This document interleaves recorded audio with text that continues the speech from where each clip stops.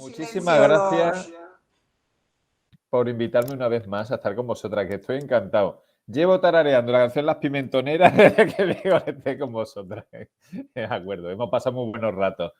Bueno, el tema además es lo mío. Yo fundamentalmente me dedico a nutrición más que a endocrinología.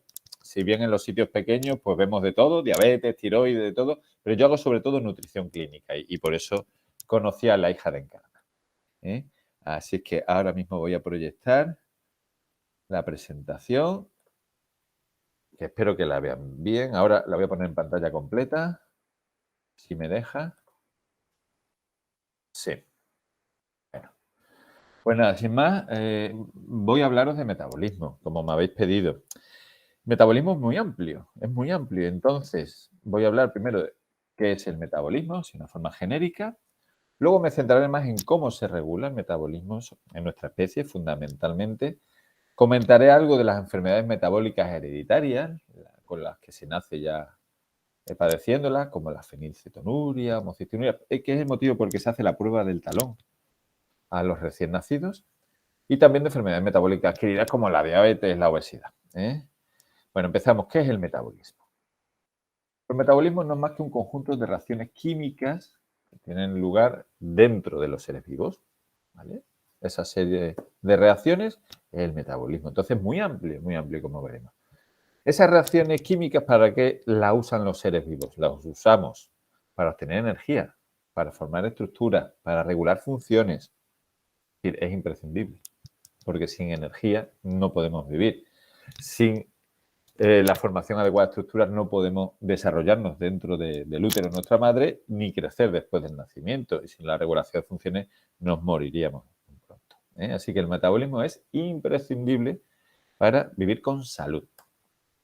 Bueno, las reacciones metabólicas pues no son más que reacciones químicas en las que un sustrato, ese, se transforma en un producto que es otra especie química distinta, otra sustancia distinta, aunque relacionada con la primera.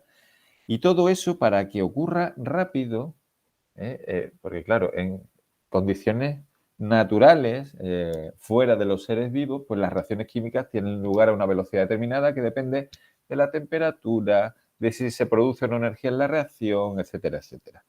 Pero el truco que hacemos los seres vivos, ¿sí?, la naturaleza, que está muy bien diseñada, pues inventó lo que son los enzimas. Los enzimas no son más que proteínas que muchas veces llevan cobre, hierro, magnesio, es decir, algunos elementos para actuar mejor, esas proteínas, que lo que hacen es favorecer ese paso de sustrato a producto, necesitando menos energía esa reacción. Por eso tienen lugar las reacciones más rápidas que si las dejamos que se lleven a cabo por sí solas, gracias a los enzimas.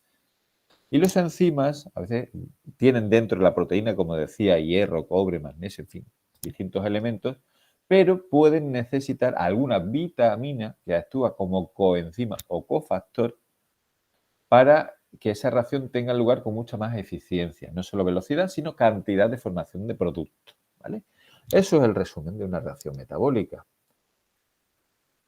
Sin perderlo de vista, vamos a complicarlo un poquito. ¿Por qué? Bueno, pues porque el sustrato en cuestión proviene de otros dos sustratos de su ruta metabólica y ese producto luego va a dar lugar a otros productos. Cada reacción con su propio enzima. Y con los coenzimas, cofactores, vitaminas, que pueden necesitar algunos de ellos para mejorar la eficiencia. Pero luego resulta que es que los enzimas, que son proteínas, se activan a partir de una forma en la que están, digamos, durmiendo, en la que no ejercen su efecto, mediante otra reacción química distinta que está regulada a su vez. Con lo cual vemos que esto no es una malla enorme, es un tejido enorme de crochet o de lo que sea, todo relacionado entre sí. Esto lo podemos complicar lo que queramos y luego voy a enseñar cómo es el metabolismo en su conjunto. Bueno, así a grosso modo. Los metabolitos principales se corresponden con los nutrientes, con los macronutrientes, que son los hidratos de carbono, las grasas y las proteínas. Si bien los micronutrientes, que son las vitaminas, los minerales y los oligoelementos, actúan junto con los enzimas, como decía, y también tienen su propia regulación metabólica. Bueno, a ver, normalmente estos nutrientes los tomamos en forma compleja. Por ejemplo, el almidón de la patata necesita romperse en su parte mínima constituyente, que son unidades de glucosa, ¿vale? Entonces, pasamos de formas complejas a formas simples, que son las que luego dentro de las células van a llevar a cabo estas reacciones metabólicas. Entonces, tomamos los alimentos que tienen nutrientes complejos, que primero por el proceso de digestión se hacen simples y esos simples ya pasan a formar parte de las reacciones metabólicas, que pueden ser de dos tipos: de formación, lo que llamamos síntesis, o anabolismo, es decir, cogemos unidades de glucosa y formamos glucógeno dentro de nuestro hígado para aguantar las horas de ayuno de por la noche sin necesidad de comer, por ejemplo, o glucógeno en nuestro músculo para que tenga una contracción adecuada si necesitamos realizar un ejercicio físico. O bien cogemos los trocitos de las proteínas que se llaman aminoácidos y formamos una proteína que puede ser una hormona, que puede ser una inmunoglobulina de defensa, que puede ser otro enzima, ¿vale? O bien formamos el colágeno, que es una proteína concreta que pasa a formar parte de nuestras estructuras, de la piel, de muchos tipos de tejidos, como el hueso, etcétera, etcétera. Eso es la formación, ¿vale? Normalmente para la formación necesitamos energía, son reacciones costosas. Pero esa energía la obtenemos ¿de qué? De la degradación de esos nutrientes. Por ejemplo, la glucosa, por cada molécula de glucosa, digamos, se tienen como 9 calorías. Por cada gramo de glucosa, 4 calorías. Así, ya en gramos mejor, ¿no? Y por cada gramo de grasa son 9. Por eso la grasa es mucho más energética que el azúcar, el hidrato de carbono. Las proteínas, como los hidratos de carbono, normalmente no las usamos para obtener energía, sino para formar estructuras, ¿vale? ¿Y cuáles son los procesos fundamentales de obtención de energía en nuestro cuerpo? Bueno, pues son dos. Uno a partir de los hidratos de carbono, normalmente la glucosa, que la obtenemos de los almidones de la patata, de la sacarosa, que es el azúcar común, de, en fin, múltiples fuentes. O hidrato de carbono, junto con oxígeno, pues da lugar a dióxido de carbono que echamos con la respiración, agua que transpiramos o que orinamos y energía. 4 calorías por cada gramo de hidratos de carbono o de proteínas, si fuera el caso. Sin embargo, las grasas tienen un rendimiento muchísimo mayor, por eso he puesto energía en mayúsculas. Las grasas se oxidan, se catabolizan, se degradan, también junto con oxígeno, también producen dióxido de carbono, menos en proporción a la energía obtenida que con los hidratos de carbono, y agua, pero muchísima más energía. Como decía, 9-4 es la proporción. Así que esta es una visión en conjunto del metabolismo que normalmente se resume de la siguiente manera. No se asusten, estos no son más que las distintas moléculas y cómo de una pasa a otra, y cómo están absolutamente interrelacionados hidratos de carbono, proteínas, grasas y al final la mitocondria, que es un pequeño órgano que tenemos dentro de nuestras células, es donde tiene lugar esa obtención de energía. Habrán oído hablar de la carnitina. La carnitina no es más que una proteína que lo que hace es introducir esas grasas dentro de la mitocondria para que se oxiden y sostengan energía. ¿De acuerdo? Puesto un resumen del metabolismo que está absolutamente interrelacionado. Este es el metabolismo de los seres vivos en general, los cuales los seres humanos tenemos de todo menos esta parte de aquí. Esta parte de aquí es la fotosíntesis que hacen los vegetales, las plantas, que con la energía, ya sea del sol o la que obtienen de sus azúcares, etcétera, más dióxido de carbono que obtienen del aire, producen glucosa y oxígeno. Por eso los vegetales sirven para aumentar la proporción de oxígeno en el medio donde se planta. Durante el día, que es cuando reciben la luz. Por la noche se comportan exactamente igual que los animales. Producen dióxido de carbono para obtener la energía. Es por el día cuando producen oxígeno mayoritariamente y son los seres vivos capaces de producir de nuevo la materia orgánica, esa glucosa a partir del dióxido de carbono del aire. Bueno, pasamos a lo que quizás sea la parte que más les interese, que es cómo se regula este metabolismo. Bueno, el balance energético, pues no es más que Pues el balance de una cuenta corriente, por ejemplo. ¿Qué es lo que entra y qué es lo que sale? Si sale más de lo que entra, pues cada vez tendremos menos. Y si entra más de lo que sale, pues cada vez tendremos más. ¿Qué es lo que hace nuestro organismo cuando le sobra la energía? ¿Cómo la almacena? Pues fundamentalmente en forma de grasa. ¿Vale? Por eso, un balance positivo, es decir, tomar todos los días más calorías de las que gastamos, supone que vayamos acumulando cada vez más grasa. Y al revés, la Organización Mundial de la Salud recomienda como tratamiento de la obesidad calcular el gasto energético del paciente y disminuirlo un 30%. ¿Vale? Es la única manera, con ese balance negativo, de que se va perdiendo el exceso de grasa cuando se quiere tratar una obesidad. Pues este balance, visto simple, vamos a complicarlo un poquito, solo un poquito. Los ingresos es lo que comemos, efectivamente, pero las salidas no solo el ejercicio. Lo que llamamos metabolismo basal es lo que gasta nuestro organismo por estar vivos. Sencillamente, porque lata nuestro corazón, porque funciona nuestro cerebro, funciones básicas. ¿Vale? Con el ejercicio podemos incrementar ese gasto energético y lo que pone aquí termogénesis no es más que un impuesto que pagamos cada vez que comemos por hacer la digestión. ¿Vale? Que se cifra en torno a un 10% de lo que hemos tomado, ¿vale? Que es más difícilmente modificable. El factor de gasto que más podemos modificar es el ejercicio físico. ¿Vale? Bueno, y hay que tener en cuenta además que en la infancia es muchísimo más importante para regular el gasto energético total, la actividad física, que el metabolismo basal. Los niños, sobre todo en la primera infancia, pues tienen un gasto energético bajito, que va aumentando. Luego en la pubertad se acelera y al final de la pubertad el periodo de máximo crecimiento es el mayor. Una vez que dejamos de crecer va disminuyendo nuestro gasto energético un 5% cada década. Y a partir de los 50 años un 10% por década. Por lo tanto, si a los 55 años como lo mismo que a los 25, voy a estar obeso. Así de sencillo. Nos tenemos que ir adaptando. Por eso es normal que las personas mayores tengan menos apetito y coman un poco menos. Eso entra dentro de lo normal. Lo que no es normal es que se pierda peso de forma involuntaria. Eso es distinto. Bueno. Traigo aquí unas imágenes.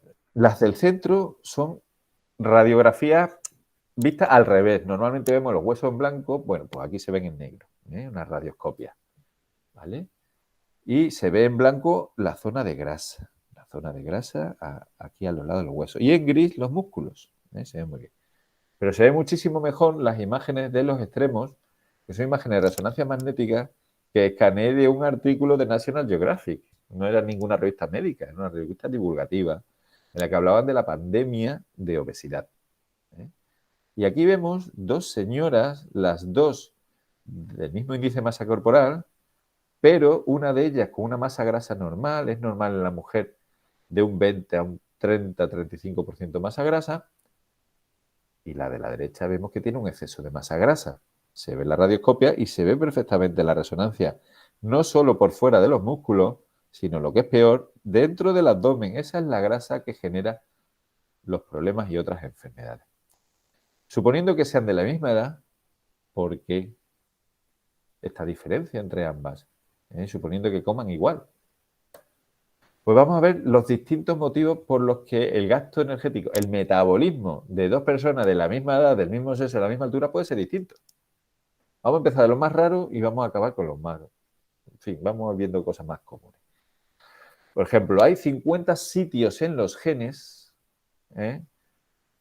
cuya alteración da lugar a síndrome con herencia, es decir, que se transmiten y que dan lugar a un gasto energético bajo. Por lo tanto, esas personas van a tener obesidad condicionada genéticamente. ¿Vale? Después hay 11 genes concretos, el de leptina, el de receptor de leptina. La leptina es una hormona de la que luego hablaremos, es muy importante. ¿Vale? Bueno, pues si hay mutación en estos otros 11 genes, pues también se da obesidades de muy difícil tratamiento, congénita, pero hay muy pocos casos descritos en el mundo. 176. Así que no es lo más común. Cuando hacemos una búsqueda, esta es de hace unos años, ya hice una búsqueda de cuántos genes se relacionan con la obesidad en el ser humano, 389, esto fue no sé si en 2010 o 2005. Y la última vez que lo revisé, 1969. Es decir, conforme se va investigando, se van descubriendo que hay muchísimos genes que de una manera directa o indirecta, se encargan de regular el metabolismo y, por lo tanto, la propensión de una persona concreta a tener obesidad o a ser delgadito, también dependiendo, ¿vale? Pues eso, 252 genes en 2005, 389 en 2010 y en 2020 1969. Se ha multiplicado por 6 en 10 años. Y estas proteínas, ¿qué es lo que regulan? ¿En qué están implicadas? En el balance energético, es decir, el metabolismo, la regulación del peso, tejido graso y cómo se distribuye, personas que tengan más apetito o menos apetito, ese saciante, el gasto energético en reposo, el gasto energético por las digestiones, la propensión a realizar actividad física. Hay personas que son muy sedentarias, hay personas que son muy activas también, y las enfermedades que se relacionan con todo esto. Es lo que regula. Pero también influyen en el metabolismo enfermedades endocrinas que no estén controladas con tratamiento. Por ejemplo, un hipotiroidismo sin tratamiento o con un tratamiento inadecuado. Una vez que está en tratamiento y que en los análisis vemos que está bien regulado ya, el aumento o la pérdida de peso, ya no podemos echarle la culpa a ese hipotiroidismo, ¿vale? El hipotiroidismo, al faltar la hormona tiroidea, lo que pasa en nuestro organismo es que disminuye nuestro gasto energético. También disminuye nuestro apetito cuando tenemos hipotiroidismo, pero disminuye mucho más el metabolismo, con lo cual las personas con hipotiroidismo engordan. En el hipertiroidismo pasa al revés, aumenta el metabolismo, aumenta el gasto energético y aunque aumenta también el apetito, pero aumenta mucho más el metabolismo, con lo cual esas personas adelgazan aunque coman más, ¿vale? Otra circunstancia en la que se disminuye el gasto energético y por lo tanto se afecta el metabolismo. La falta de hormonas sexuales, que ocurre de forma fisiológica en las mujeres, la menopausia. Y ocurre de forma patológica, pues cuando a una persona le opera, a una mujer, ovario, un varón de los testículos, y como consecuencia de eso, pues pierde las hormonas sexuales. Porque las hormonas sexuales se encargan de incrementar en parte el metabolismo. Todas, las femeninas y las masculinas. Ahora bien, las masculinas son las responsables de que un varón de la misma edad, la misma altura y el mismo peso que una mujer tenga un gasto energético un 10% superior, por la diferencia de las hormonas. Las hormonas sexuales masculinas aumentan más el metabolismo que las femeninas, ¿vale? También disminuye el gasto energético en las personas que tienen síndrome de ovario poliquístico y también las que tienen un exceso de corticoides. El síndrome de Cushing producido por el propio organismo, los corticoides en la cara redondeada, que la llamamos de luna llena, hay un depósito de grasa en la parte alta del abdomen, aumenta el perímetro abdominal con obesidad central, aunque las piernas y los brazos pueden adelgazar, pueden quedarse más delgaditos. Esos son efectos de los corticoides. Ya los produzca nuestro cuerpo o ya se los pongamos como tratamiento a una persona, ¿vale? Fármacos que disminuyen el metabolismo y por lo tanto hacen engordar a las personas, ¿eh? La insulina. Algunos otros fármacos para la diabetes, hay otros más nuevos que lo que hacen es perder peso, ¿vale? Distinto. Lo que decía los corticoides, si una persona por un problema reumatológico o por un problema respiratorio necesita corticoides a dosis alta, se le pone, pero ya sabemos que va a ganar peso. Y va a ganar peso a expensas de grasa, y va a perder proteína, va a perder músculo. Es un efecto conocido, pero claro, ahí prevalece el control de la enfermedad reumatológica o de la función respiratoria, como es lógico. Después hay otra que usamos precisamente para aumentar el apetito, el acetato de megestrol. Hay personas que tienen muy poco apetito, le están dando ciclos, que sea, entonces pues se les manda fármacos, lo hay en jarabe, lo hay en sobre, para que aumente el apetito, los propios estrógenos también. Luego hay muchos fármacos psiquiátricos que hacen engordar a las personas y algunos, unos poquitos, que hacen adelgazar, ¿vale? Por su influencia precisamente en el metabolismo, el gasto energético. Algunos fármacos para la epilepsia, disminuye el gasto energético y las personas pueden engordar. Otros fármacos relacionados con la serotonina y fármacos para el corazón también pueden hacer. Esto es anecdótico, no tiene repercusión práctica actualmente, no sabemos en el futuro. Se ha visto que algunos virus que tienen más tendencia a ir hacia el tejido graso favorecen que aumente el tejido graso también, que el acúmulo, el depósito de grasa, ¿vale? No vamos a entrar en esto porque es algo poco habitual. Pero sí que es muy importante lo que voy a comentar ahora. De hecho, hay un proyecto internacional en marcha al respecto. estudiando por qué diferencia a una persona con obesidad de una persona de su misma edad, su mismo sexo, su misma altura, sin obesidad. Pues han visto una serie de diferencias y entre ellas, qué microorganismos tienen dentro de su intestino. Y se ha visto que las personas delgadas tienen más microorganismos de los beneficiosos, barritas blancas aquí, que las personas con obesidad, que tienen menos. Entonces, claro, esto no sabemos si es una consecuencia de la obesidad o es uno de los factores que causan la obesidad, influyendo en el metabolismo de la persona que tiene dentro esas bacterias. Entonces, ¿qué es lo que se ha hecho? Bueno, pues se ha visto de distintas maneras. Bueno, ¿qué pasa si a una persona con obesidad mórbida se le hace una intervención de cirugía de la obesidad, en este caso un bypass gástrico? Pues se ha visto que los beneficiosos aumentan, las barritas estas naranjas, aumentan los beneficiosos tras la cirugía de la obesidad. ¿Y qué pasa si tratamos a una persona con obesidad con prebióticos? Es decir, con estos sobrecitos o pastillas de microorganismos beneficiosos. Esos son los prebióticos. Pues se ha visto que mejoran todo el proceso inflamatorio relacionado a la obesidad y que aumenta una de las hormonas intestinales beneficiosas para el metabolismo. Simplemente mejorando la calidad de la microbiota, es decir, de la flora intestinal que tiene esa persona con probióticos. Al que se le ha dado probiótico, pues aumentan las bifidobacterias, que nos sonarán de los lácteos fermentados, ¿vale? Y el proyecto internacional que hay en marcha se llama My New Gut, mis nuevas tripas, mi nuevo intestino. Y hasta ahora en animales han demostrado que si cogen las bacterias del intestino de una rata, de otro animal delgado, y se lo inoculan a uno obeso, adelgaza. Y si lo hacen al revés, del obeso a delgado, el delgado engorda. Es decir, sí se ha demostrado que son parte importante de la regulación del gasto energético del huésped, las bacterias que tenemos en el intestino. De ahí que intentemos tener unos microorganismos lo más saludables posibles. Bifidobacterias y lactobacillus son los más adecuados. Y dentro de los hongos, el Saccharomyces, el mismo que se usa para hacer el pan, Saccharomyces cerevisiae. Bueno, al final son muchos los factores que intervienen, incluso lo que hacemos en el día a día, interviene en regular mi metabolismo.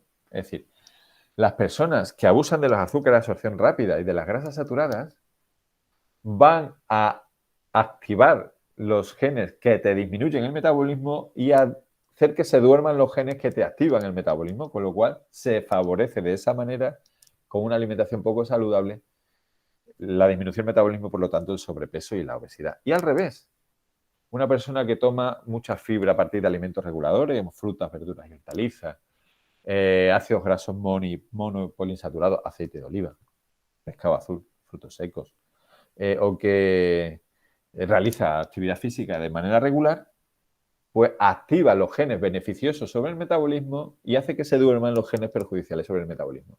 Ese efecto del entorno y lo que nosotros hacemos sobre nuestros genes son los que son.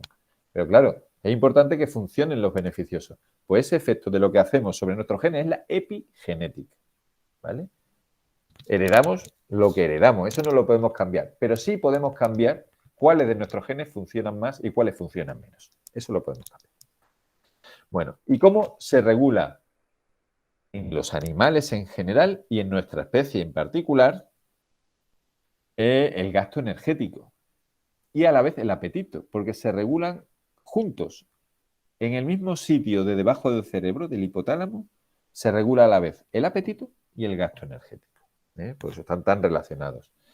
Pues tenemos tres tipos de regulación. Una a corto plazo, a muy corto plazo. Yo me lleno el estómago con lo que sea, aunque sea agua, aumenta la presión en el estómago. Eso lo detectan los nervios de la pared del estómago que informan al tronco del encéfalo y luego al hipotálamo de que hemos comido. De que hemos comido. Sencillamente, y que ya no necesitamos comer más. Eso a muy corto plazo. A medio plazo. Una vez que comemos, en nuestro tubo digestivo se van liberando unos nutrientes. La presencia de esos nutrientes informa a unas células endocrinas que tenemos en el intestino de que ya hay nutrientes, se producen una serie de hormonas que informan al hipotálamo, tenemos ya alimentos, no necesitamos comer más, aumenta el gasto energético porque tenemos nutrientes, ¿vale?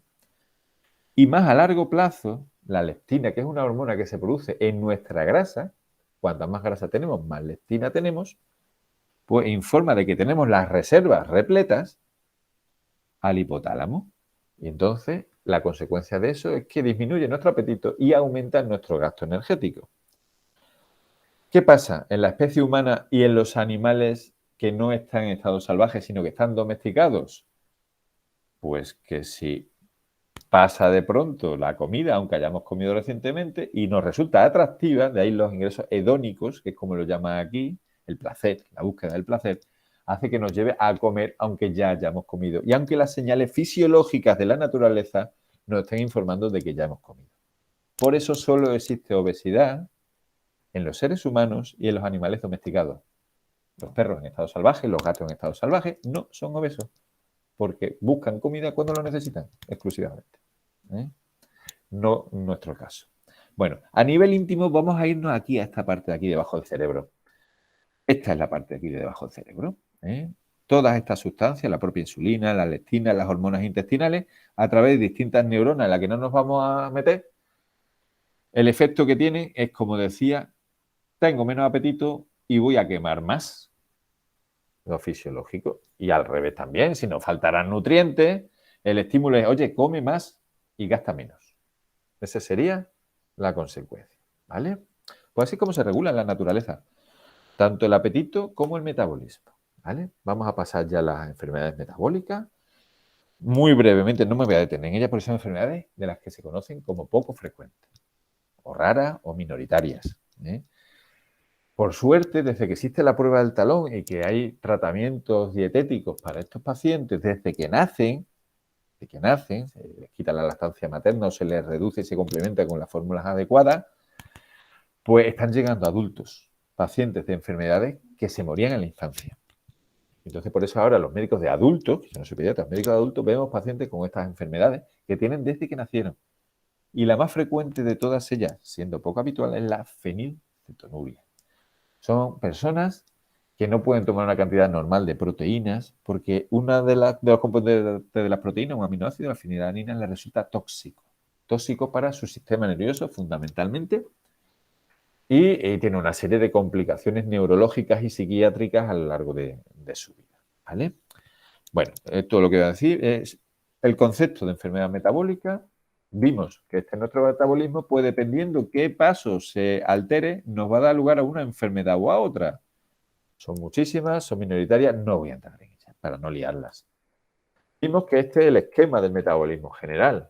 Bueno, ¿por qué se producen estas enfermedades metabólicas hereditarias? Pues porque hay una mutación en un enzima y, por lo tanto, los síntomas que da es porque se acumulan los sustratos que no se pueden transformar en productos y hay escasez de productos. Por eso dan los síntomas a estas enfermedades.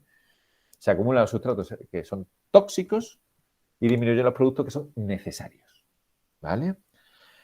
Normalmente una mutación en enzima, pero puede haber una alteración en un coenzima o en el enzima que sirve para activar el principal. O sea que son enfermedades complejas incluso para los médicos, ¿eh? Otro coenzima, etcétera. Bueno, y ya para terminar la última parte, enfermedades más conocidas por nosotros, que son enfermedades metabólicas adquiridas. No nacemos con ellas, sino que se adquieren a lo largo de la vida. Normalmente, conforme cumplimos años, va aumentando el riesgo de estas. ¿Cuáles son?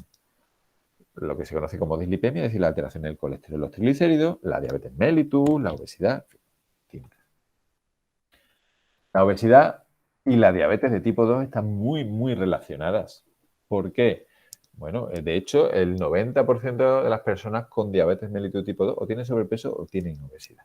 Son muy raros las personas que tienen un peso normal y más aún las que son delgaditas de la diabetes de tipo 2. Pero no tiene nada que ver con la diabetes de tipo 1, que suelen empezar más jóvenes, que necesitan insulina desde el principio, etc. Esa no se relaciona con la obesidad.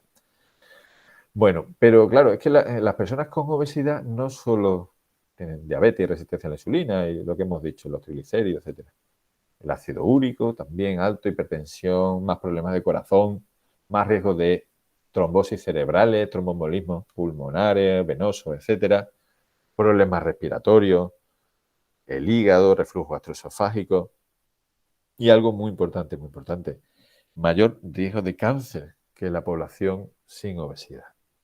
Y todo esto porque la obesidad es una enfermedad metabólica, no es algo estético, no es algo que solo queda aquí, entre el músculo y la piel, no. El problema, la obesidad es una enfermedad por la grasa abdominal. La grasa subcutánea no produce alteraciones metabólicas. Sin embargo, la que influye en el metabolismo es la grasa que tenemos dentro de la barriga. Esa sí que influye en el metabolismo, nos lo cambia.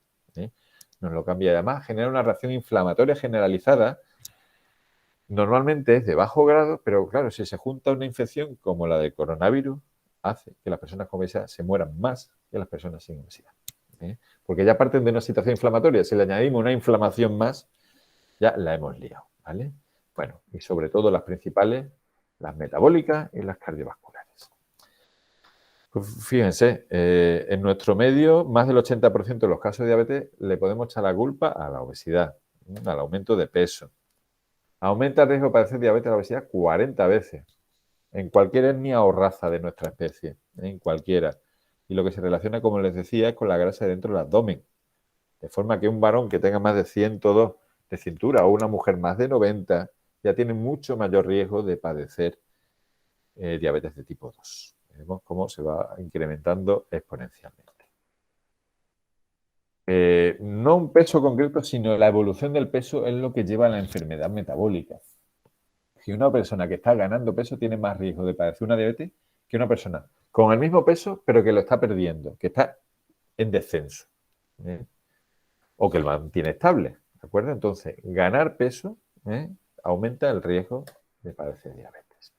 Diabetes, o lo que se conoce como síndrome metabólico, porque realmente la obesidad no solo aumenta el riesgo de diabetes, de triglicéridos altos, de colesterol HDL bajo, de esta reacción inflamatoria, también con niveles de insulina muy altos, incapaces de vencer esa resistencia, se alteran los vasos sanguíneos y se producen más riesgo de trombos, se acelera el proceso de arteriosclerosis e hipertensión arterial. Y todo eso con la inflamación de bajo grado. Esto ya hace 12 años de este artículo, o sea que hace ya mucho tiempo que sabemos que la obesidad genera inflamación y por lo tanto el riesgo de otras enfermedades y de mortalidad. ¿Y todo esto por qué? Bueno, ya sabemos que por un exceso de energía, eso lo sabemos. Pero en 2009 no se sabía y ya se sabe que una dieta rica en grasa también produce una inflamación de bajo grado por también la activación de genes perjudiciales y la inhibición de genes beneficiosos, como decía anteriormente, por la epigenética. Bueno, esta revisión está muy bien aquí. Y lo que nos viene a decir que la obesidad origina este estado inflamatorio. Hace años lo único que se sabía es que las personas con obesidad tenían más marcadores inflamatorios, que ni voy a nombrar, que las personas sin obesidad. Pero no se sabía por qué. Luego ya se ha sabido que la obesidad per se, pero también, tomar azúcares simples o grasa saturada aumenta la oxidación y la actividad de factores que dan lugar a resistencia a la insulina y a inflamación. ¿Y cómo ocurre esto? Bueno, se va acumulando grasa. Esto es una persona delgada y esto es una persona obesa. Se van rellenando esas células grasas, haciéndose más grandes y aumentando su número. Las dos cosas. Y mientras eso va ocurriendo, se va produciendo más mediadores inflamatorios, se va alterando los vasos sanguíneos, el endotelio es la parte interior de los vasos sanguíneos, ¿vale? Y hace que las células inflamatorias entren alrededor de esos vasos sanguíneos y aceleren el proceso de arteriosclerosis. La consecuencia final es la resistencia a la insulina nos va a dar diabetes y otras enfermedades metabólicas y la arteriosclerosis nos va a estrechar los vasos sanguíneos y va a producir como consecuencia la enfermedad cardiovascular. Infarto de miocardio, trombosis cerebral, tromboembolismo pulmonar, etcétera, etcétera, etcétera. Bueno, hemos visto la asociación de todo ello y en el centro está la resistencia a la insulina producida, ¿por qué? Por las sustancias que genera la grasa de dentro del abdomen, no la grasa subcutánea. Pero esto es un viaje de ida y vuelta. Es decir, hemos visto que si uno aumenta de peso, más riesgo de diabetes y si uno lo pierde, menos riesgo de diabetes. Por lo tanto, con la pérdida de peso se disminuye la grasa corporal, la grasa tronco, que es la peor, se disminuye el estrés oxidativo, la resistencia a la insulina y las grasas libres, que también generan toda esta reacción inflamatoria. se vio como personas que tenían un riesgo alto de ser diabéticas, que todavía no lo eran, un estudio con más de 3.000 personas en Estados Unidos hace ya bastante años, pero muy bien diseñado, se vio que la pérdida de peso sin fármacos incluso era la más efectiva, pero claro, con una pérdida de peso del 7% y con 30 minutos de actividad física 5 veces por semana, o sea que de forma regular. Pues esa intervención fue la que más disminuyó el riesgo de diabetes. La pérdida de peso objetivo, luego recuperaron parte, pero la consecuencia fue que este grupo se hizo un 60% menos diabético que las personas que tenían el mismo riesgo, pero que en vez de una intervención intensiva, es decir, semanalmente se le da un plan de alimentación, la recomendación de actividad física, claro, para eso hace falta personal específico, que no hay normalmente. Y el grupo placebo, que era, bueno, pues unas recomendaciones generales de alimentación y las revisiones programadas habituales. Pues claro, quienes modificaron su estilo de vida, y de nuevo tenemos la epigenética, se hicieron menos diabéticos, bastante menos diabéticos. Bueno, entre las complicaciones de la obesidad hay muchas más, no vamos a entrar. Ya hace años se medía en pesetas, suponía el 7% del gasto sanitario total. Y todo esto muchas veces con relación al metabolismo. Las alteraciones de los triglicéridos, es decir, que aumenten los triglicéridos, que disminuya el colesterol bueno, que es el HDL, que es el que va de los tejidos hacia el hígado y se elimina por la bilis. Esto lo vemos en la obesidad y lo vemos en la diabetes, en realidad en el síndrome metabólico. Y se relaciona de nuevo con la cintura. A mayor cintura, mayor riesgo de alteraciones en los triglicéridos y el colesterol. Pero como decía, un viaje de vuelta, porque una pérdida de peso moderada, 10 kilos, disminuye la mortalidad global y tanto la relacionada con diabetes como cardiovascular o por cáncer. Ayuda a controlar mejor la tensión, disminuye el riesgo de diabetes y los que ya son diabéticos les mejora el control de la diabetes y los que tienen alteraciones en las grasas, pues les mejora también el control de las grasas. Una pérdida de peso moderada, sin llegar al peso objetivo siquiera. Y además aumenta la esperanza de vida, no solo los diabéticos, este estudio en concreto los diabéticos, la pérdida de peso. Igual que la obesidad disminuye la esperanza de vida, acorta la vida de las personas que la padecen. Por último, ya voy a terminar, no quiero liarles mucho más con muchos más datos. La forma en la que tenemos que pierdan peso más rápidamente los pacientes es con la cirugía de la obesidad. Entonces se hizo una revisión de muchos estudios que incluía más de 22.000 pacientes y se vio que tras la operación, pues 3/4 partes de las personas con obesidad que eran diabéticas se les quitaba. Se curaban de la diabetes. Y otro 10% mejoraban. Los que padecían de colesterol triglicéridos mejoraban más del 70%. La persona con hipertensión un 60%. Se quitaba la hipertensión y mejoraba en un 17%. Los que tenían problemas respiratorios se resolvió mejor en un 80%. Son unos efectos espectaculares. Por eso decía que es un viaje de ida y vuelta. En otro estudio, pues la diabetes se cura hasta en el 84%. Y apenas poco después de la operación, es decir, antes de que hayan empezado a perder mucho peso. ¿Por qué? Pues porque con la operación los nutrientes no pasan por los mismos sitios, se produce menos de una hormona que se produce normalmente en el estómago como reacción a la comida, que aumenta el apetito y que favorece, por lo tanto, la ganancia de peso. Después de la cirugía, esas hormonas intestinales que informaban al cerebro de que hemos comido funcionan mucho mejor y eso hace que la insulina también funcione mucho mejor y que no haya esa resistencia a la insulina. Por lo tanto, la pérdida de peso, en este caso más rápida, provocada por términos de técnicas quirúrgicas, pero también con dieta y con actividad física, hace que disminuyan las complicaciones metabólicas, respiratorias de otro tipo relacionadas con la obesidad, que otra enfermedad metabólica. Les pongo esta imagen de nuevo para concluir. Aunque tengamos unos genes muy parecidos, no son todos iguales. Hay familias que tienen más tendencia a ganar peso, hay familias que son muy delgaditos, hay combinaciones. Pero lo que sí depende ya de nosotros, lo que hemos visto como epigenética, es cómo comemos, qué actividad física realizamos para tener el mejor estado de salud posible. Porque con nuestra actitud podemos conseguir activar los genes beneficiosos e inhibir los genes perjudiciales. Bueno, pues nada más por mi parte. Espero que les haya gustado y ahora estoy a su disposición para que me hagan las preguntas que quieran.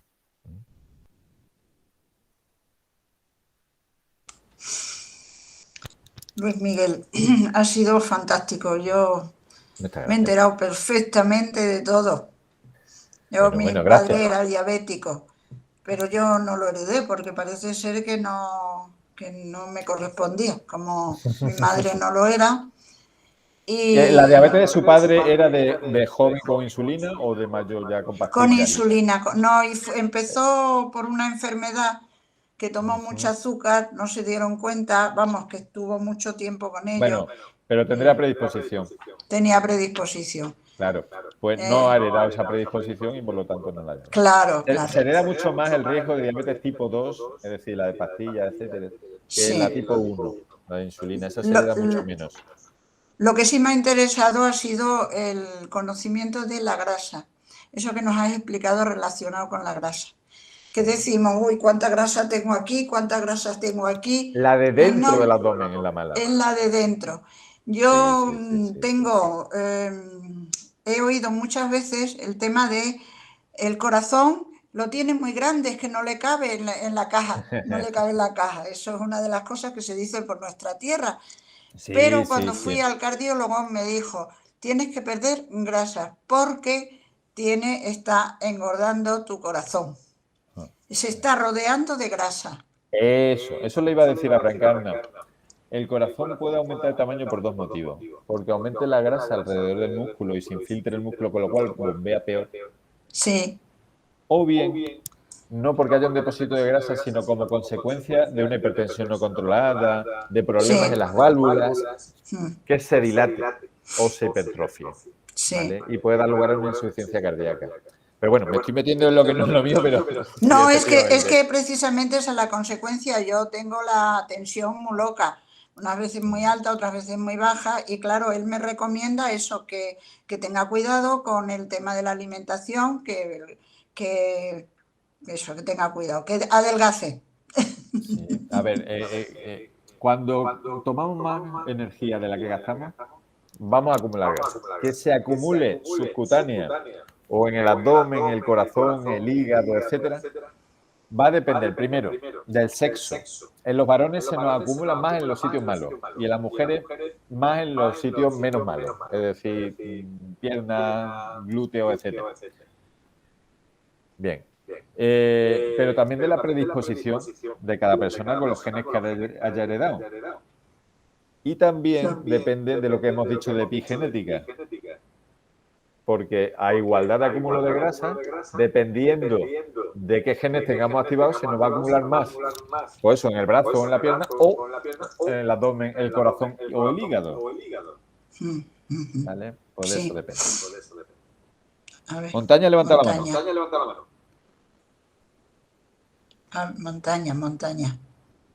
Si no puedo, ¿me oís? Sí, Sí, se ahora te sí, oye. Montaña, te oímos, te oímos.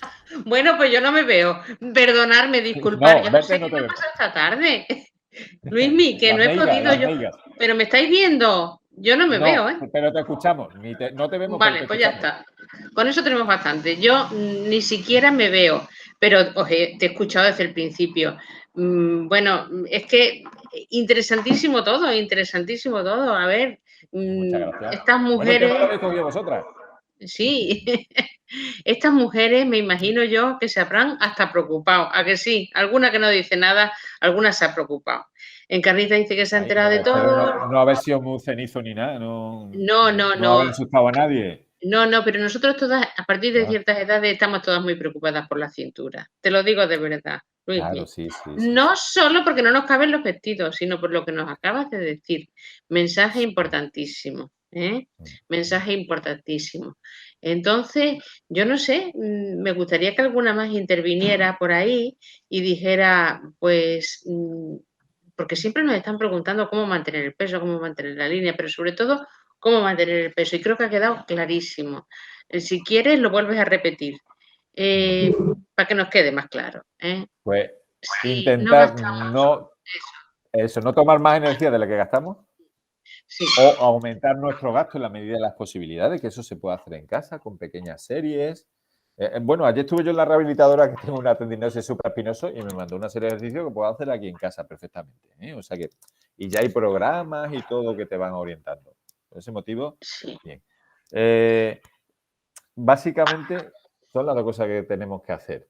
Ahora bien, ¿cómo podemos conseguir disminuir la energía que ingresamos? Eso es Y importante. no pasar hambre a la vez. Claro, porque si no como, efectivamente, pero no se trata de eso. Se trata de que a nuestro cuerpo no le falten los nutrientes necesarios, pero que no nos pasemos de energía. Pues eso se puede conseguir aumentando la cantidad de los alimentos reguladores que comentaba, frutas, verduras, hortalizas, y disminuyendo la cantidad de los alimentos con más densidad calórica. ¿Vale? Entonces, los derivados cereales son necesarios. Tenemos que comerlos a diario, pero en unas cantidades controladas. Me da igual que sea arroz, que sea pasta, que sea el pan, me da igual. Eso es la base de nuestra alimentación y sí que hay que tener estando presente, pero sin abusar de ello. Y los alimentos grasos hay que controlarlos mucho. Solo tomar aquellos que nos den algo beneficioso, como el aceite de oliva o el pescado azul o los frutos secos, y evitar otras fuentes de grasa, ¿vale? Básicamente. Por ejemplo, los lácteos, en la medida de lo posible, tomarlos desnatados, ¿vale? Porque la grasa de la leche es saturada y tiene colesterol. Si bien se ha visto que esa grasa saturada de los lácteos es menos perjudicial para el riesgo cardiovascular que la grasa saturada que proviene, por ejemplo, del cordero o de la ternera, ¿vale? Pero, en fin. Acabas de decir una cosa muy importante, Detalle. que siempre me preguntan lo mismo. Ahora, bueno, siempre dices cosas muy importantes y muy interesantes, pero siempre me preguntan, ¿y el calcio y la leche? Y se me meten las arterias y el calcio y la grasa de la leche. Y mira, muchas veces A no ver, estamos tenemos la posibilidad de todo. tomar los lácteos desnatados. Todos menos el queso semicurado y curado. El fresco lo hay desnatado, los lácteos fermentados lo hay desnatados y la leche la hay desnatada. O sea, ¿vale? Nos va a Pero un dar el poquito de mismo grasa, calcio sí. o más, ¿vale? Eso sí, tenemos suficiente con la grasa que proviene del aceite de oliva y de los frutos secos y de los pescados azules, ¿vale? Que se puede tomar entero, perfectamente. Y la grasa saturada y el colesterol de la leche perjudica menos el sistema cardiovascular que la de las carnes, ¿vale? Así es sencillo. Eso se ha demostrado en un estudio.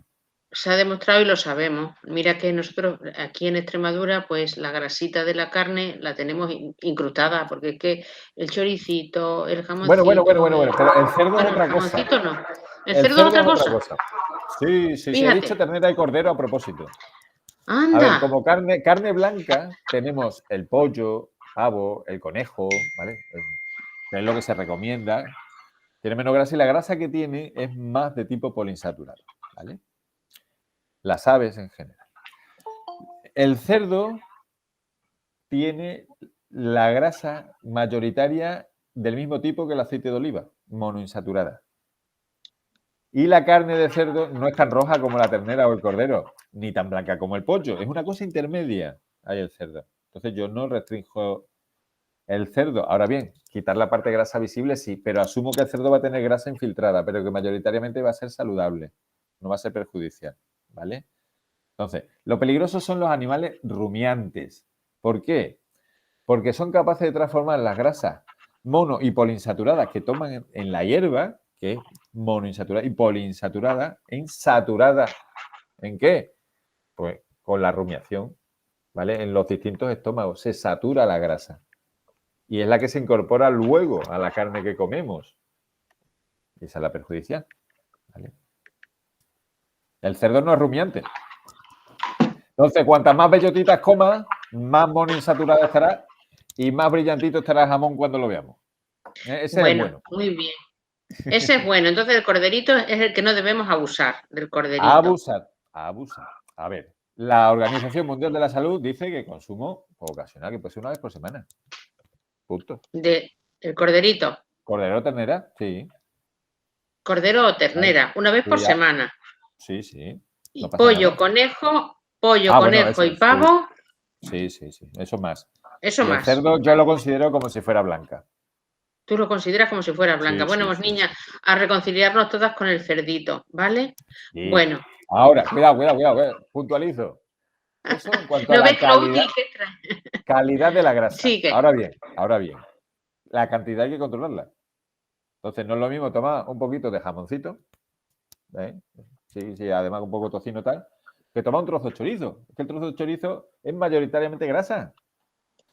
Que por muy saludable que sea la grasa, el otro día me decía una paciente que veo yo Había un problema de mala absorción y entonces esta persona no puede tomar grasa, ¿vale? Además, la madre de un amigo de toda la vida. Y entonces, pues yo siempre pregunto, ¿qué comiste? Y tal, ayer, y unas almendritas y unos tal. Digo, yo no, en la recomendación no te he puesto frutos secos. Dice, es que me han dicho que son muy saludables. Digo, sí, para el corazón muy saludable. Para tu problema digestivo, veneno. Entonces, claro. Entonces, si queremos controlar las calorías, tenemos que evitar la grasa, aunque sea saludable para el corazón, porque siguen siendo 9 calorías por gramo. La grasa más saludable del aceite de oliva son 9 calorías por gramo. Y la más perjudicial, la más saturada del mundo, 9 calorías por gramo igual. Entonces, si queremos controlar el peso, igual de dañina es una que otra. ¿Vale?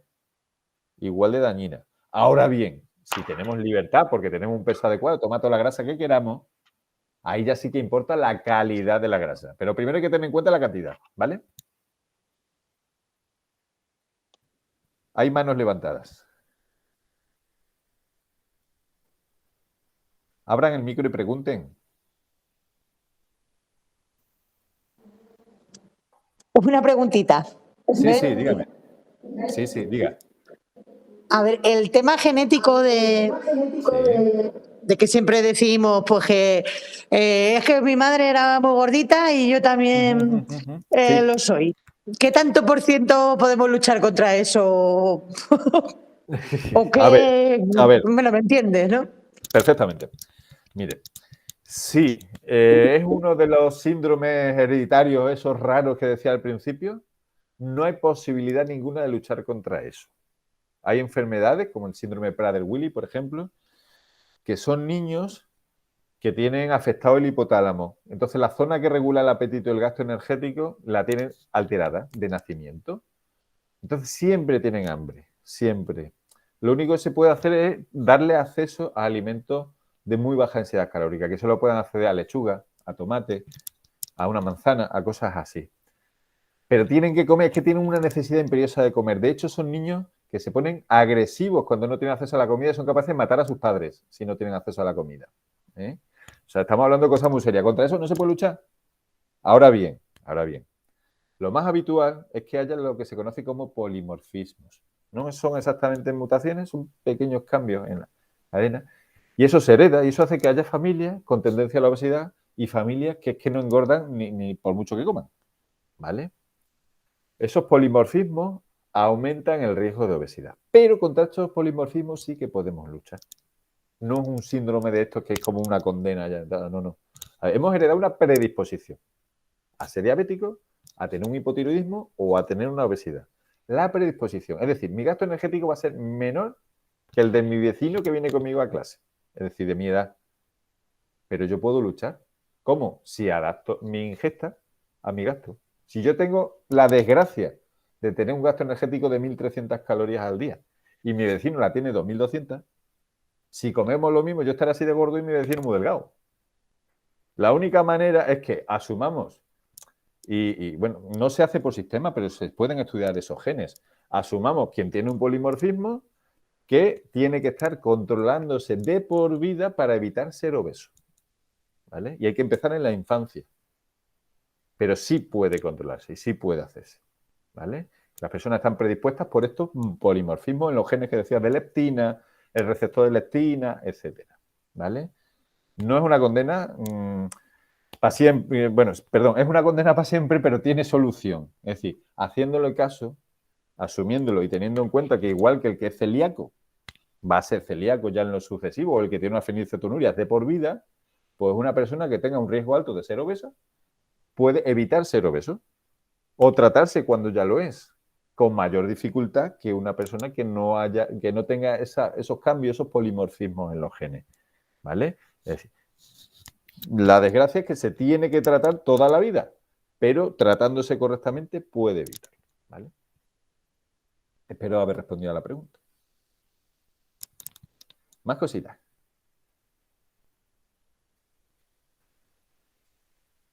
Gran silencio, no escucho nada. Encarna, no te oímos el micro.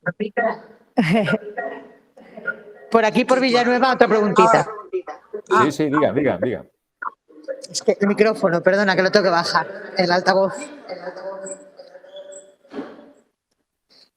las enfermedades autoinmunes o reumáticas inflamatorias, me refiero, Sí, también influyen en el tema de la obesidad, por ejemplo, al ser todo inflamaciones. Me refiero a la a enfermedad ver. en sí, no Sí, solo sí. los La medicamentos. enfermedad reumatológica ocasiona una inflamación sistémica y la obesidad también. Entonces, se sumarían. Pero una enfermedad reumatológica no te aumenta el riesgo de obesidad y la obesidad no te aumenta el riesgo de la enfermedad reumatológica. Ahora bien, el tratamiento de la enfermedad reumatológica, si son corticoides, puede provocar una obesidad. Entonces, la enfermedad por sí, ni la obesidad te genera una enfermedad reumatológica, ni la enfermedad reumatológica obesidad. ¿Vale? Su tratamiento sí. Y ambas te dan una respuesta inflamatoria del cuerpo. Distinta, ¿vale? O sea, tiene una consecuencia en común, pero no su origen. ¿Eh? Más cositas. Otra preguntita. Sí. A ver, que a mí no se me desactiva. Ahora. Soy yo. ¿Ahora? Encarna. ¿Se me Mira, oye? No. ¿se me Se oye escucha? a Villanueva Sí. y a Encarna, a las dos. Bueno, yo no- Vale, pues que siga Villanueva, yo después. Vale. Venga. A ver, ¿Puedo Villanueva. hablar? Sí, hable. Sí. Una dieta más rica en alimentos alcalinos no es más beneficiosa, puesto que los nutrientes son los mejores para las células. Bueno, según tengo entendido. ¿Beneficiosa para qué? ¿Y para qué Una células? Todas las células no son iguales. para estar mejor, para que nuestras células tengan el mejor alimento. Yo leí un libro de Ángel Gracia, que se titula La dieta del delfín. Hablaba mucho del agua de mar, de los beneficios que tenía. Y explicaba, además lo explica muy bien, cómo tenemos una hormona en el estómago, que es la grelina, que cuando tú puedes comer, pero no estás tomando los alimentos que tu cuerpo necesita, entonces esas ganas de seguir comiendo se mantiene. Con lo cual, si tú, según él, tomas, en este caso un poco de agua de mar, tener una dieta más alcalina y demás. No, el agua de mar era lo del libro, pero bueno, lo quito. Digamos que esa grelina... Quítalo. Sí, lo quito. Esa grelina deja de pedir más alimento si tus células tienen todos los nutrientes necesarios. Vale. Y ante todo, pues eso, sobre todo muy alcalinos, ¿no? De vegetales, frutas y verduras. En medicina llamamos a quien utiliza mal la ciencia con fines publicitarios para sacar un beneficio económico charlatán. Y existe el charlatanismo. De hecho, se sanciona en el comité deontológico. Ese señor es un charlatán. Le voy a compartir en pantalla un artículo de una revisión sobre las dietas alcalinas. A ver.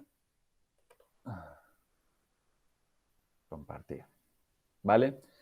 Sobre el cual tuve que hacer un informe a la dirección del hospital porque hay gente que estas cosas se la acaba creyendo como una religión. A ver, yo tengo mis creencias. En el momento que una creencia ya no admito ningún debate, ni que nadie me la rebata, etcétera, pues eso ya es integrismo. Bueno, pues tuvimos un pobre chico con un cáncer que iba al hospital de diálisis quimioterapia, que era un integrista de la dieta alcalina. Y entonces puso una reclamación y exigía que se le diera una bandeja de comida con el paciente ingresa, pero con dieta alcalina, porque él creía firmemente que eso le iba a curar del cáncer. Algunos charlatanes llegan a ese punto, a engañar a los pacientes y decirle que le van a curar el cáncer con tal de venderle la moto. Entonces, pues nada, usé este artículo de revisión publicado que revisó un montón de estudios, 53 estudios revisó, y en el cual concluyó que quitando para mejorar un poco la salud metabólica del hueso, la dieta alcalina no tiene demostrado que sirva para nada más. Y revisaron su efecto sobre el músculo, sobre el dolor de espalda, sobre la hormona de crecimiento, sobre el efecto sobre la quimioterapia, todo. Lo revisaron todo. ¿Vale? Entonces, ese señor es un charlatán y está estafando. La evidencia científica no lo apoya. No puedo decir otra cosa. Espero haberlo dejado claro. Y además, con un artículo. de revisión.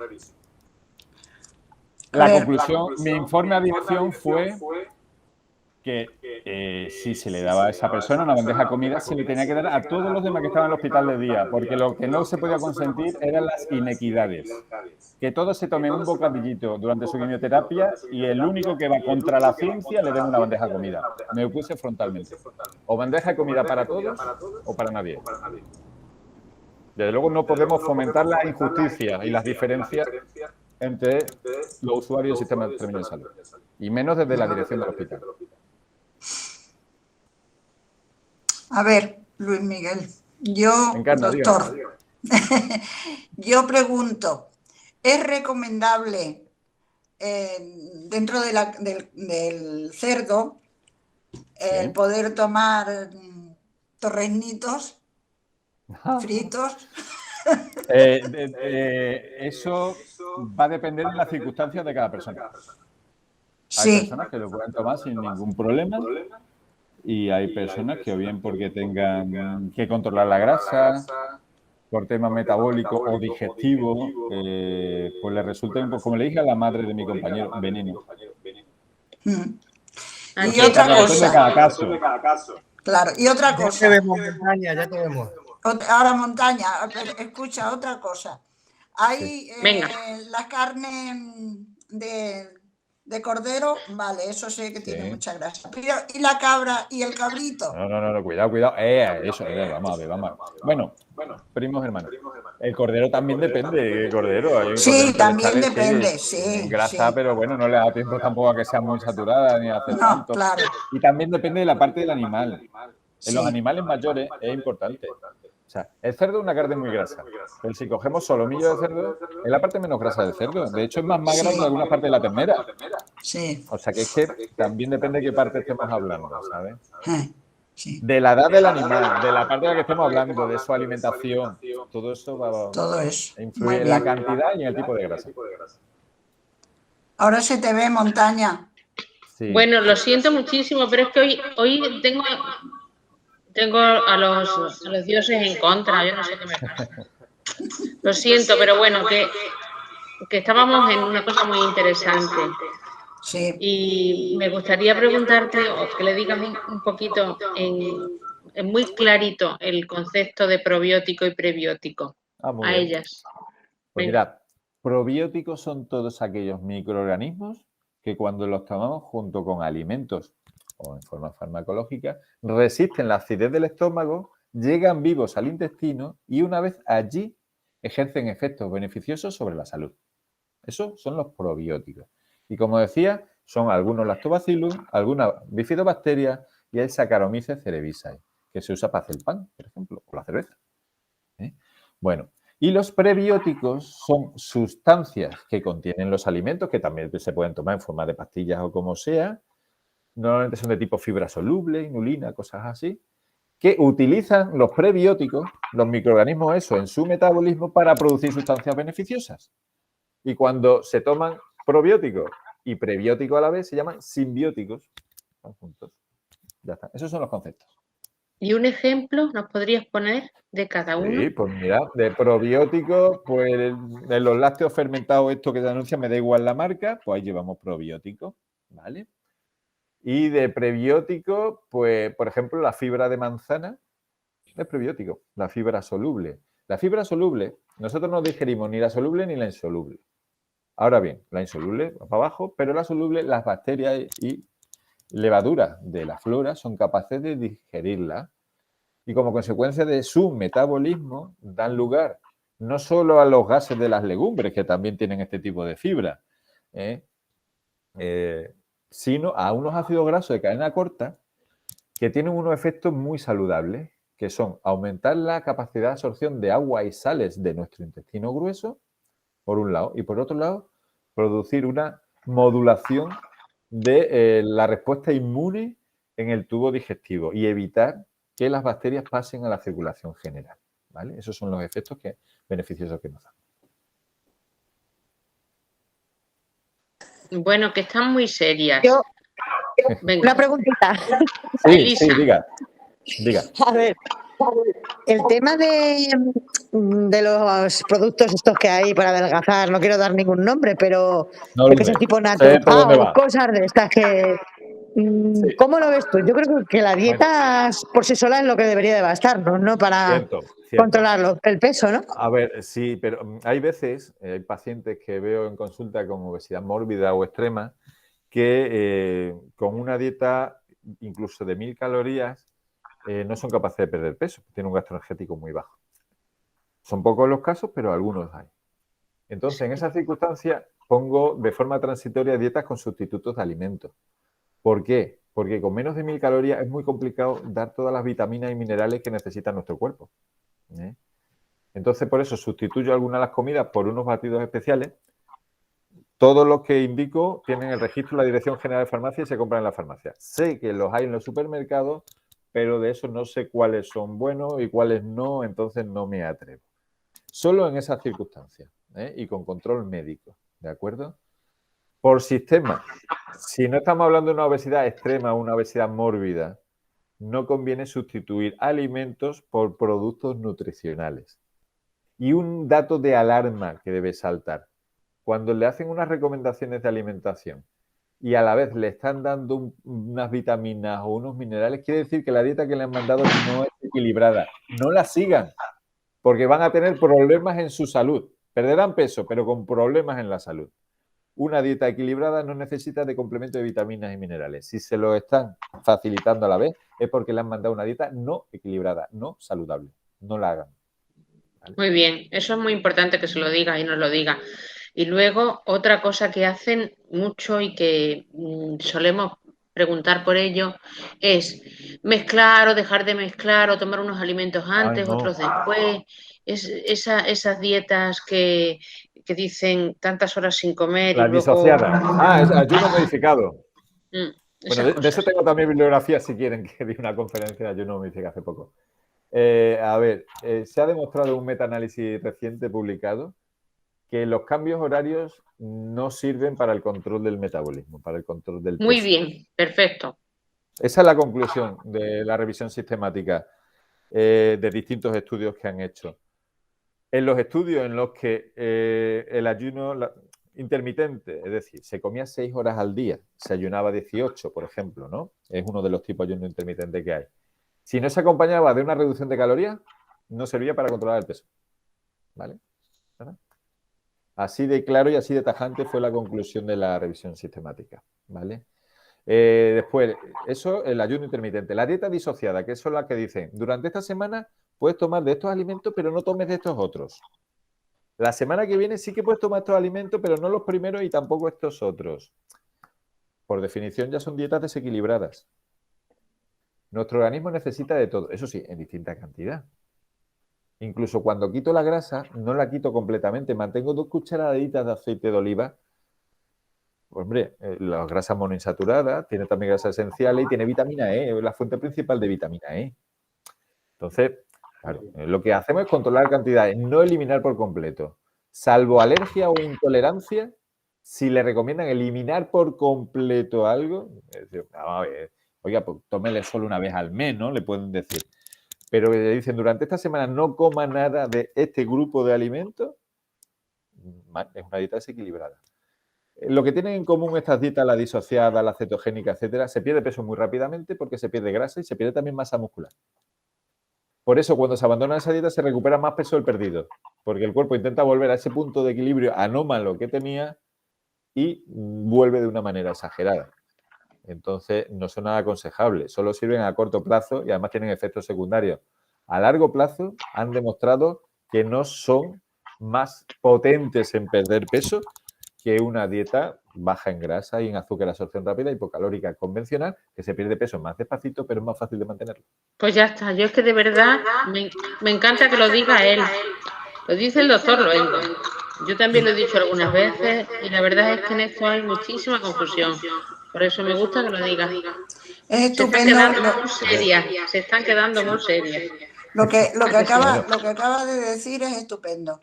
Eso de que dejes de comer una cosa, si es una dieta, tienes que comer todos los días lo que necesitas de vitaminas, de minerales, no hay que dejarlo. Hay dos cosas que son prescindibles en nuestra alimentación. Dos. Venga.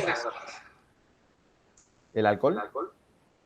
Podemos prescindir completamente de él y no le pasa nada a nuestro cuerpo.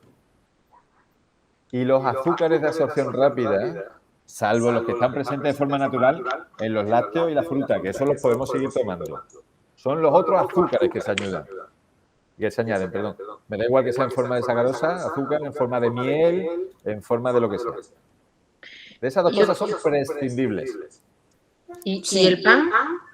No, el pan es necesario. Me da igual que sea pan, pasta, arroz. Es decir, los cereales y derivados son la base de nuestra alimentación. Además, Pero, Luis, hay algo cultural detrás. Sí, vale. Pero el Lo pan... que hay que hacer es controlar cantidades. Exacto. Si tú tienes una dieta equilibrada... Lo dije antes. La base de nuestra alimentación son los derivados cereales. Pero teniendo eso en cuenta, ya dije que había que aumentar los reguladores, fruta, verdura, hortalizas, y controlar otros, como los derivados cereales, porque tienen más densidad calórica. Sin embargo, siguen siendo la base de nuestra alimentación. En nuestro medio el trigo, en América es el maíz y en Asia el arroz, pero siempre es un cereal. Pero se puede reducir... Sí, perfectamente. Siempre y cuando no hasta bajemos... una rebanadita chiquitita. Una rebanadita chiquitita. Pues pero eso, si en la comida si por ejemplo estamos tomando arroz, ya no necesitamos comer pan. Eso es. ¿Vale? O Por legumbres, tanto, aunque no sea el mismo grupo. Parcialmente prescindible. No, a ver. Es un alimento imprescindible, pero en cantidades moderadas. Vale. A ver. Me queda otra cosa. A ver. Sí, dime. Que les hables un poquito del tema de la intolerancia a la lactosa. Vale. Brevemente. A ver. La intolerancia a la lactosa es algo muy sencillo. Es una incapacidad de las células de nuestro intestino de romper la lactosa en lo que lo compone, que es la glucosa y la galactosa, es decir, dos azúcares muy chiquititos. Esa incapacidad puede provenir de dos maneras. Hereditaria, se nace con ella y entonces no se tolera ni la lactancia materna. Es fácil de diagnosticar. Niño con diarrea que no pone peso. ¿Ha chupado?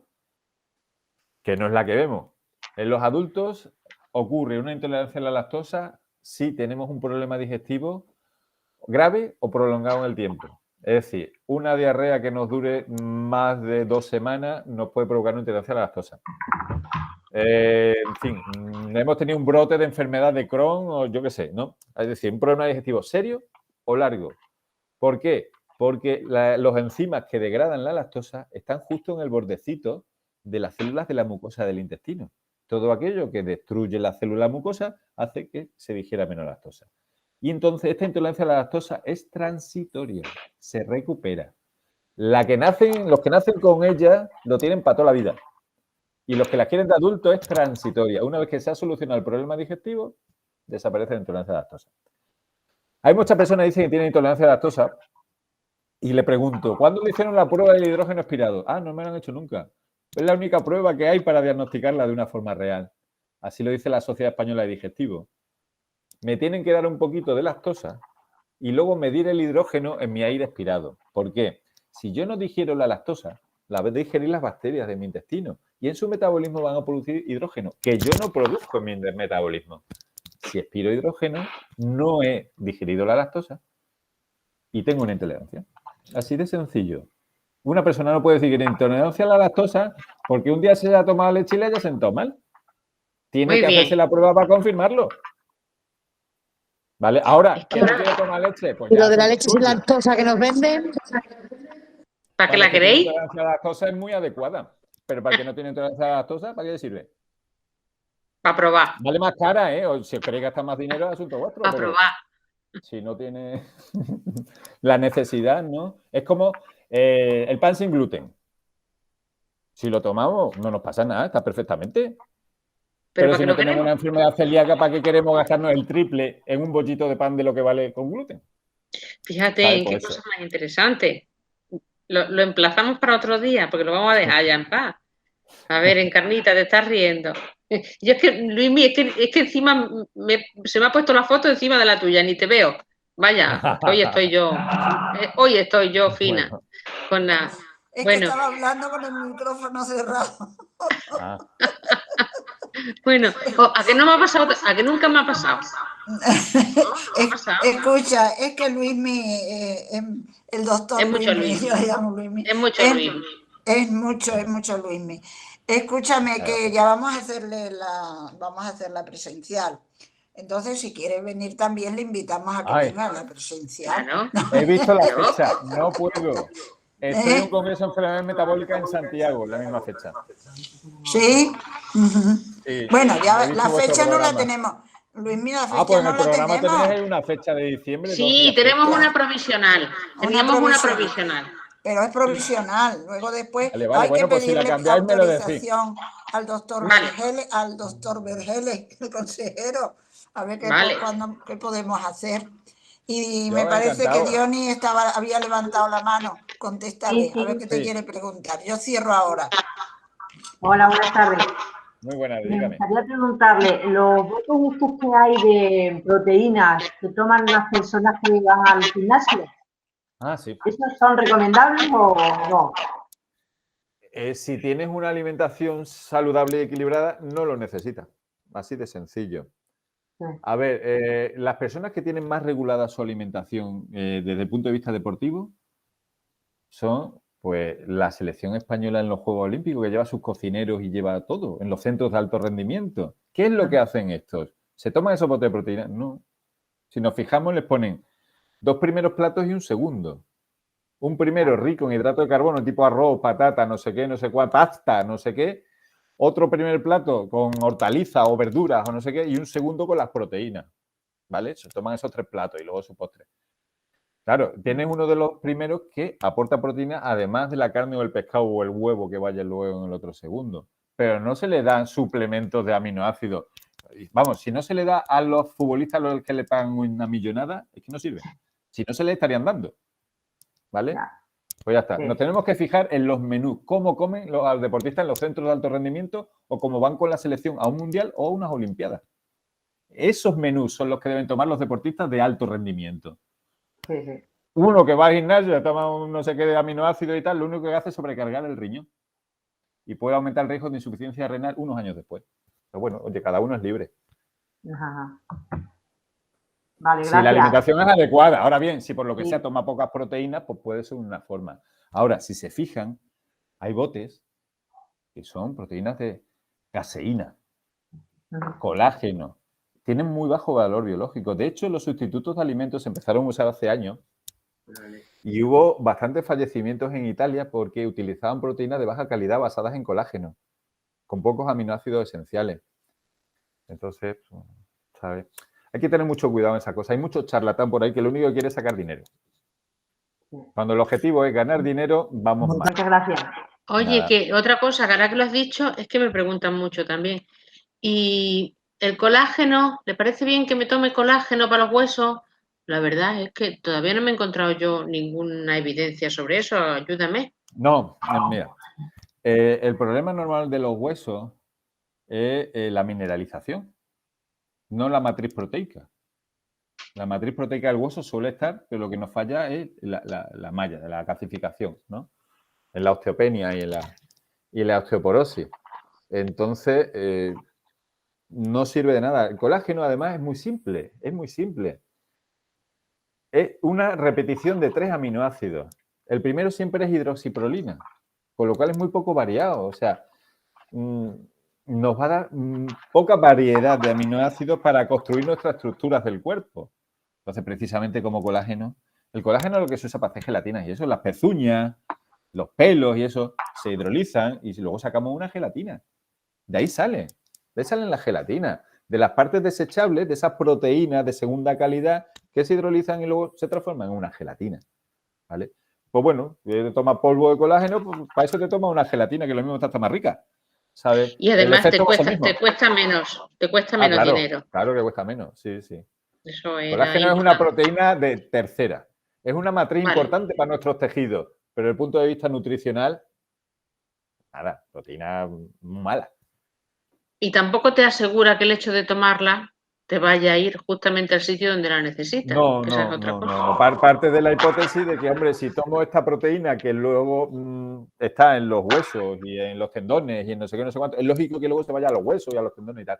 Pero parten de una premisa falsa. Las alteraciones óseas en los mayores suelen ser por osteopenia, osteoporosis, pero no tanto por la malla proteica, ¿vale?, que lo sustenta. Y más en nuestro Bueno, que medio de que tomamos cosas. una alimentación hiperproteica. Pero bueno. Sí. Que de cosas hemos visto y oído, ¿eh? Encarnita. Encarna el micro. Encarna el micro.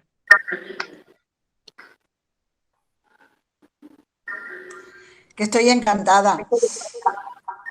Hemos Muchas aprendido gracias. muchas cosas. Mira, hemos tenido un mes entero de parón, el mes de agosto, porque correspondía, porque era un mes que la gente se iba y demás.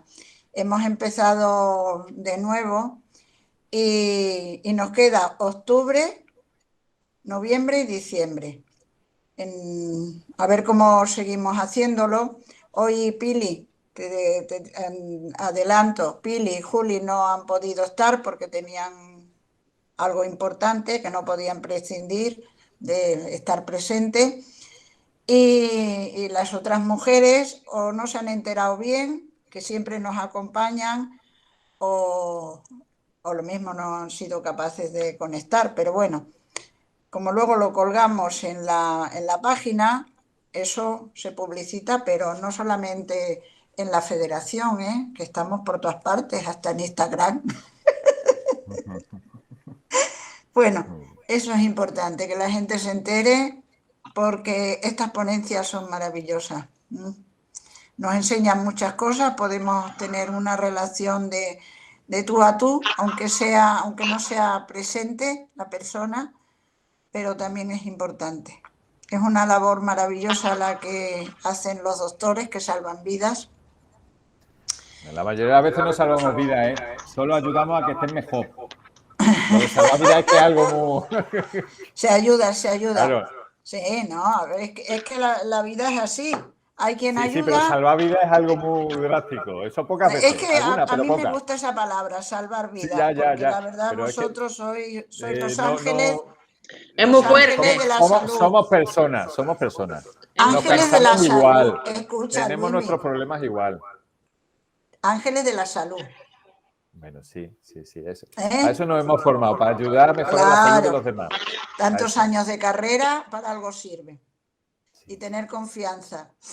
Y luego el tú a tú. Yo creo que dentro de la profesión del doctor hay una cosa muy importante, y es tener pedagogía con el paciente y ser... es que no me sale ahora la palabra. Empático. La relación con el paciente sea... empática. Empatía, lo que es la empatía. Sí. A ver, y yo creo que empatía, eso muchas veces... Encarna, te lo voy a matizar. Empatía entendiendo cómo que comprendo el problema que está teniendo el paciente y le voy a ofrecer lo que yo creo que es mejor para solucionarlo. Empatía en ese sentido. Empatía no con asumir todo lo que el paciente demanda. Eso no. Porque el paciente me demanda algo que va en contra de lo que yo creo que va mejor para su salud, yo me voy a oponer frontalmente. No, ¿sabes? Eso lo has descrito perfectamente bien. Sí, la empatía con aquello que le conviene al paciente que está delante de ti. Entender su problema, ponerme en su lugar, eso sí. Pero no ponerme también en sus peticiones, porque pueden ser erróneas. Muchas veces me piden cosas erróneas. Sí. No, y además la empatía bien entendida, como yo digo. Eso. Que a ti cuando sales de la consulta del médico, parece que respiras, dice que a gusto me encontró, pues yo creo que esto va a salir adelante, voy a hacerlo tal cual. Eso es muy importante, ¿sabes? Entonces, bueno, es mi visión de esa profesión tan magnífica que tenéis, de verdad. Muchas gracias. ¿Algo más? No sé. Nada más que seguramente... ¿Me estáis oyendo? Sí, ¿Me oye? Sí. Bueno, que seguramente te vamos a volver a llamar, porque es que es yo estoy inagotable. Encantado. Es para nosotros Para nosotros eres inagotable. La Pero si cultura se lo he del dicho en Encarna, endocrinólogo y nutricionista para nosotros es inagotable. Muchas Es que, gracias. mira, abarca todo. No solamente nuestro interés personal, sino el interés por nuestra familia, el interés por lo que preparamos en la cocina, el interés por lo que compramos y el interés por todo, por la economía y por todo. O sea que tú fíjate si te necesitamos, Luismi. Te vamos a tener que llamar más veces, porque es que de Encantado, verdad Montaña, ya lo sabes. consideramos que eres inagotable. ¿Estáis de acuerdo? No, pues yo me agoto igual que los demás, ¿eh? O sea que... Bueno, venga, nos vamos. Muchas gracias y hasta otra. Encantado. Pimentoneras, nos vemos. Pimentonera. Muy interesante. Adiós, Miguel.